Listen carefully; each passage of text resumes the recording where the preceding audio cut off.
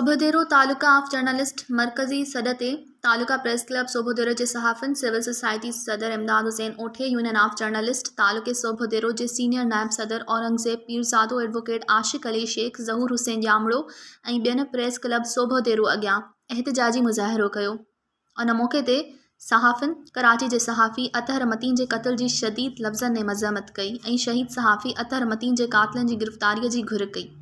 सहाफ़िन चयो त सहाफ़ी मोहसिन बेग जी गिरफ़्तारी ऐं सहाफ़ी इक़रारुल हसन ते IB जे हमले जी पिणु सख़्त लफ़्ज़नि में मज़म्मत कई।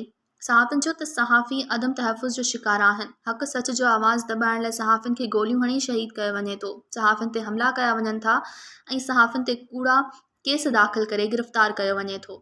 हुकूमत पारां अणएलानियल सेंसरशिप ऐं ॿियनि ज़ालमाणनि क़दमनि जी पिणु सख़्त लफ़्ज़नि में मज़म्मत कई वई। सहाफ़िन घुर कई त शहीद सहाफ़ी अतहर मतीन जे क़ातिलनि खे फ़ौरन गिरफ़्तार करे सहाफ़िन तां कूड़ा केस ख़त्म करे गिरफ़्तार सहाफ़ी आज़ादु कया वञनि, सहाफ़िन खे तहफ़्फ़ुज़ फ़राहम कयो वञे, ॿी सूरत में सख़्त एहतजाज कयो वेंदो।